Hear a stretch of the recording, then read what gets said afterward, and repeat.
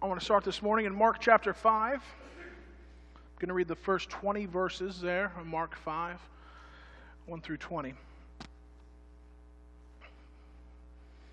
It says, "They came to the other side of the sea, to the country of Gerasenes. And when he had stepped out of the boat, immediately a man out of the tombs with an unclean spirit met him. He lived among the tombs, and no one could restrain him anymore, even with a chain, for he had often been restrained with shackles and chains. But the chains he wrenched apart, and the shackles he broke in pieces, and no one had the strength to subdue him.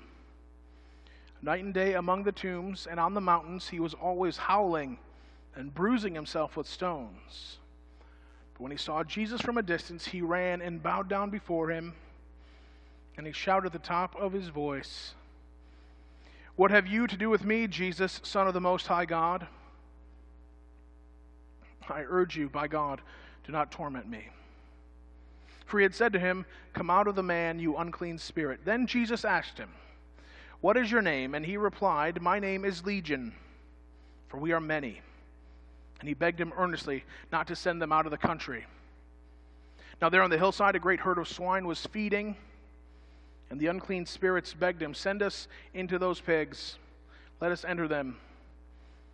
So Jesus gave them permission, and the unclean spirits came out and entered the swine, and the herd, numbering about 2,000, rushed down the steep bank into the sea, and were drowned in the sea.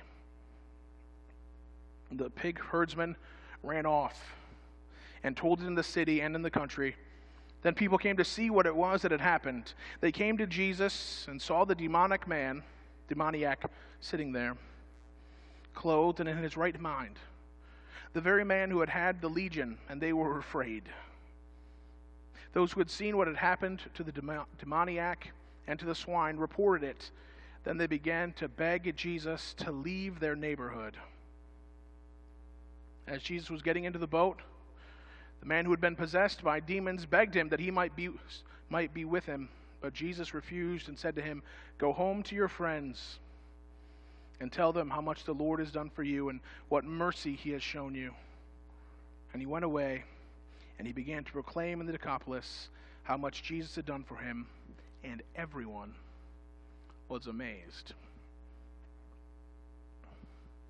There's a lot in that story. I will come back to it, but I want it in your minds to start today. We're going to look today at a number of different passages to see what the meanings and the message of each one is in light of the others, what they add up to. I think we can better know the mind of God and the style of God, the priorities and the purpose of God by the sum of what he has said. You understand? Well, I'm not just going to take one story and say, this is what God's all about. I'm going to take a bunch of stories and say, look at all of this. This surely must be what God is all about. So let's look at a familiar passage. That one was probably familiar, but this one may be as well, in Luke chapter 10, beginning in verse 25. Luke 10:25. Just then a lawyer stood up to test Jesus. "Teacher," he said, "what must I do to inherit eternal life?" And Jesus said, "What is written in the law? What do you read there?" He answered, "You shall love the Lord your God with all your heart, with all your soul, with all your strength, and with all your mind, and your neighbor as yourself."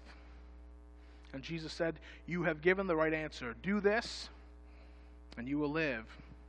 But, wanting to justify himself, the lawyer asked Jesus, "And who is my neighbor?"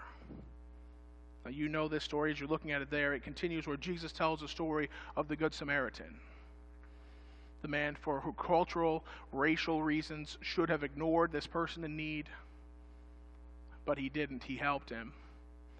At great cost to himself, he helped him. And then Jesus continued, when he concludes the story, Jesus says in verse 36, "Which of these three do you think was a neighbor to the man who fell into the hands of robbers?" And the lawyer said, "The one who showed him mercy." Jesus says, "Go and do likewise." His message is to show mercy to those in need. His message is to do that in opposition to cultural norms, in opposition to family tradition, in opposition to what feels like the right thing to do. He says, go and show mercy to those in need. Now I want to look at another passage, Matthew chapter 25. Starting in verse 31. So this is the end of the story of Jesus, Matthew 25. We're wrapping up that gospel. Jesus said, when the Son of Man comes in his glory, and all the angels with him, then he will sit on the throne of his glory. All the nations will be gathered before him, and he will separate people one from another as a shepherd separates the sheep from the goats. And he will put the sheep at his right hand and the goats at the left. Then the king will say to those at his right hand, come, you that are blessed by my Father, inherit the kingdom prepared for you from the foundation of the world. For I was hungry, and you gave me food. I was thirsty, and you gave me something to drink. I was a stranger, and you welcomed me. I was naked, and you gave me clothing. I was sick, and you took care of me. I was in prison, and you visited me. And then the righteous will answer him, Lord, when was it that we saw you hungry and gave you food, or thirsty and gave you something to drink?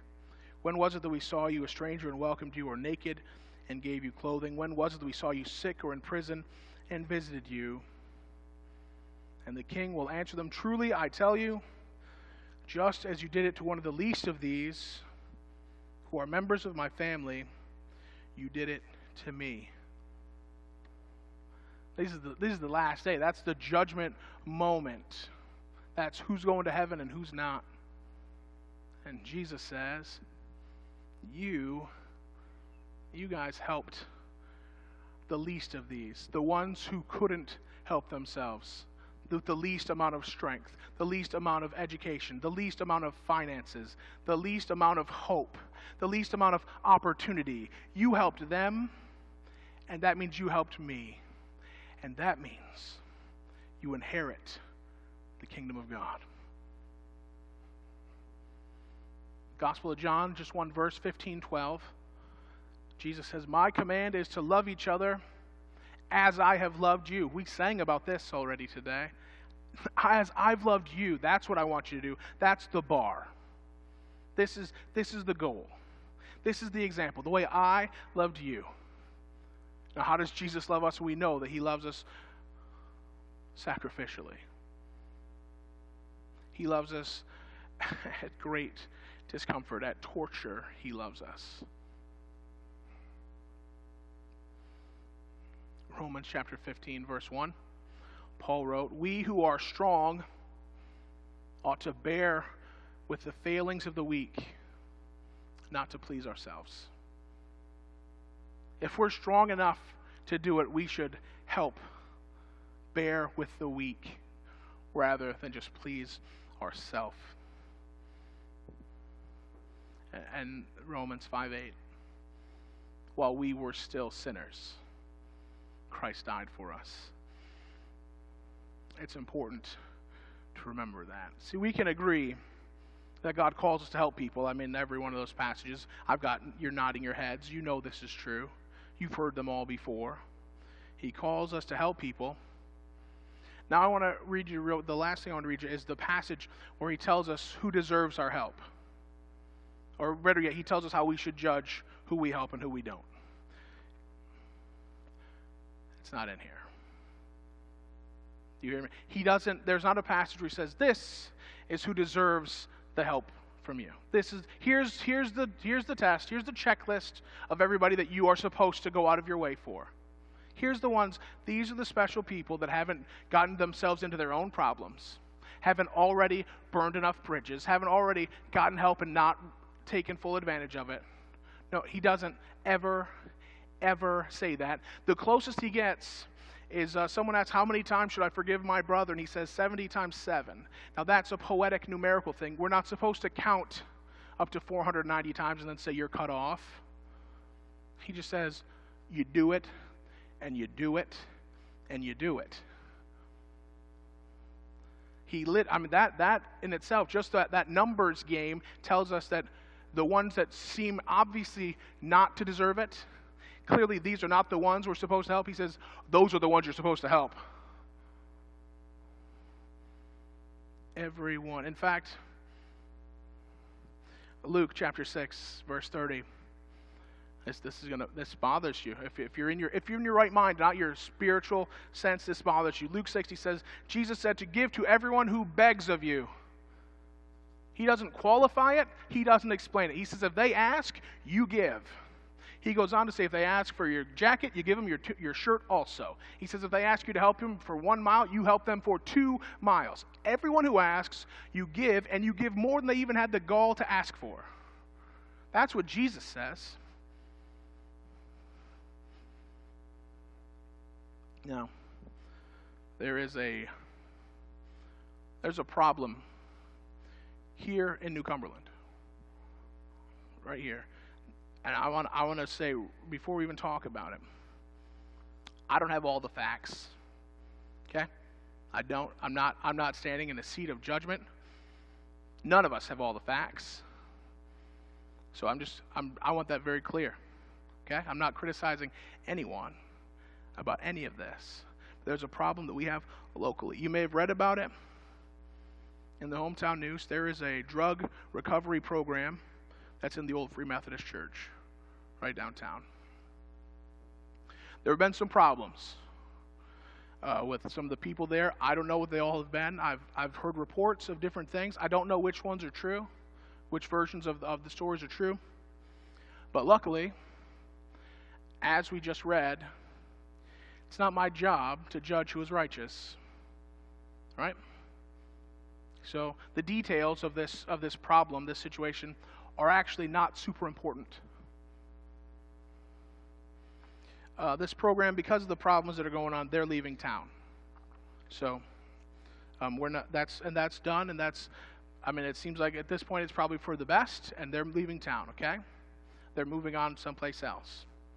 But here's what I want to point out to you: these men that are in this drug rehab, they're not. It's not official. It's not like they weren't sentenced to this rehab.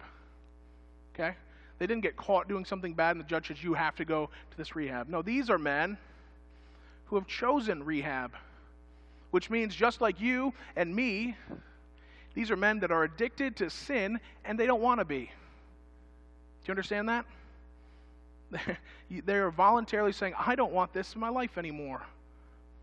And hopefully we can relate to them in this way because they have also recognized that I need help to get past the sin that I'm addicted to. I hope that we can relate to them in that because we also need help. There was a second article in the hometown news about this group of explaining that they're leaving, that there were problems, and they're leaving. So I'd read those 2 articles, and that's about all I knew about them until yesterday. I got an email from a mom. In her email, she was basically, I'm searching for anyone in the area that might be able to help. And so she sent me this email. She told me about her son who's in this program because he's addicted to heroin. And then she told me that when he was a teenager, he was driving his car and a drunk driver hit him. And then he was in such bad shape that he then had surgeries and had all these pain medicines prescribed to him. And he became addicted to the opioids and the pain medicine. And that was the beginning of a path which was surely long and dark, but he is now addicted to heroin. Our nation has a problem that isn't just about people in dark alleys buying and selling drugs. We have a problem within the pharmaceutical industry. We have a problem within the medical community. And they add up to this huge problem in our community. Now, I know the reason that she told me how he got addicted. Because she knows that we want to know if it's his fault. That's our natural inclination. We want to blame someone so that we can move on. But these scriptures don't give us permission to do that. I know that I don't need to convince any of you that drugs are a problem in West Virginia. I hope I don't need to confirm that they're a drug problem in Hancock County and in New Cumberland, because they are.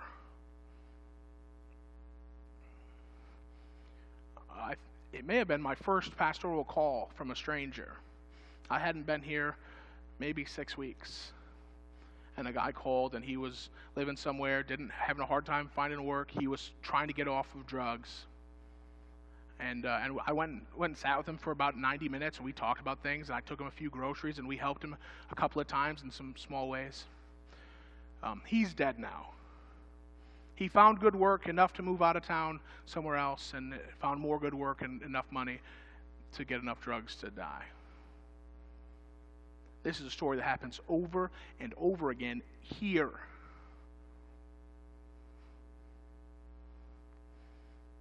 I think there might be a nasty side effect to serving a miraculous Savior. I know that doesn't make sense, but we read about Lazarus walking out of the tomb 4 days after he died. We read about blind people seeing and lepers being healed and cleansed instantly. We hear people testify to being delivered from addictions in a moment of prayer. And the side effect is that we start to think that God works instantly only. We start to think that if the problem that someone has doesn't go away when they first pray about it, then there's something wrong with them. They didn't really believe, or they didn't really mean it, or they don't even want to be healed. But the truth of it is that almost none of us in this room were instantly transformed. Almost all of us spent a long time or are still struggling with some sin that has a hold of us. Some of us have been able to forgive ourselves for not being instantly better. Others of us have internalized the lie that Jesus only works instantly, and so we live in guilt. So this side effect of serving a miraculous Savior leaves us with little to no grace for people that are in the midst of a long battle. And when we do find grace in our hearts for them, the grace tells us that we want the problem to go away. We want to love it for a moment and then never have to think about it again. We started today in Mark chapter 5. This demoniac, the man possessed by demons, he's breaking chains and terrorizing a community, and Jesus healed him in an instant. But there was a cost. We can't really understand it all, but Jesus granted the request of Legion. This demonic entity said, please just send us into those pigs. And Jesus has compassion. Aren't you glad? But Jesus has compassion and sent the spirit into that herd of pigs. And so the community lost 2,000 pigs. There was a cost. And when they came and they saw and they understood what had happened, their response was to ask Jesus to leave because they didn't want to pay the price of being delivered.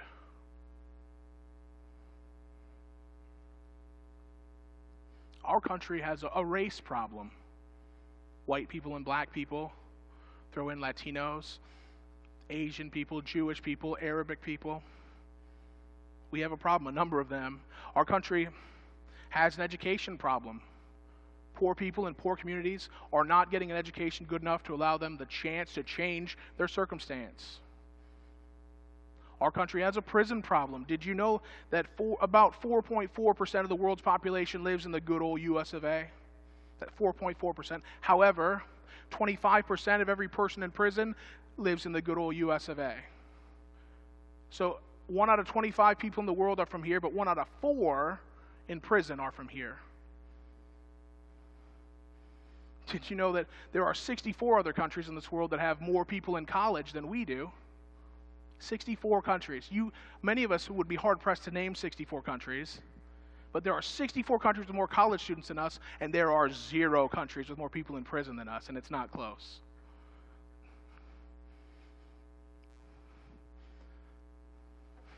Our country has a drug problem. I don't even know where to begin to tell you that, but you know it's true already. These problems are things we should be praying for. These are things that we should hope for God to heal. There's not going to be a quick fix for any of these. There's not going to be an instantaneous miraculous cure. We have to get our heads out of the sand and stop hoping that these things go away, because they aren't going away. Not until somebody stands up to the issue. And I don't mean with a Facebook status or with signing a petition. I mean, we need to roll up our sleeves, start doing the work to fix them, start spending the money to fix them, start getting uncomfortable to fix them. And here, let me just tell you this. Not a single person in this room is going to survive long enough to see these problems fixed. None of us will be alive if and when God sees to fix these problems. So part of us says, well, what's the point then if I can't fix it? But we weren't called to fix it. I didn't read you a single passage of Scripture that said fix it. We're called to care. We're called to love, to act, to do. And that is the point. While we were still sinners, Christ died for us. And that Jesus commanded us to love one another as he has loved us. Galatians chapter 6, verse 2 tells us to bear one another's burdens. And in that way we will fulfill the laws of Christ. It didn't say to fix it. It didn't say to heal it. It says carry their problems yourself. It says to help. And the truth is, the deliverance from these problems is going to cost a price. But the truth is, and this is becoming more evident every day, ignoring these problems costs us more eventually. Do you get that? Do you see that? We can fight it now and pay the price, or we can wait and pay a greater price. The guys in that ministry at the Free Methodist Church are leaving town tomorrow. Tomorrow they're leaving New Cumberland. They've got a U-Haul this morning. They packed it up. They're packing today. They've got a place to go. Things are going to be all right for them. I spoke with the leader of their ministry yesterday, and he said that their morale is low. He said, we're going to be okay, but we're really struggling, and because they feel like they're unwanted. And that same thing came through in this email from that mom. I want to read you just a couple of lines. She said, you can treat the physical part of an addiction, but rebuilding the person, that is a different issue. She said, this program rebuilds the dignity, the hope for a future, the reconnection to a genuine faith. She goes on near the bottom. She says, my son has lost a lot of his life, but this program is regaining his strength, his hope, and helping him dream of a future. It's working. She said, I understand the worry of the neighbors in the town, but could someone go there and speak to my son before they're gone? So that's what we're going to do. You may have heard my car died last week. Absolutely died. It's already gone. We were blessed that someone's loaned us a car we can use while we shop for a new one. That adds stress and busyness to our life. You might not know, Lisa's family goes to the beach every summer. So we're going on vacation in a couple days. We've got packing and planning to do. This email came at the most inconvenient time for us. But where in this book? Where does it say that Christ called us to what is convenient? Where? Nowhere.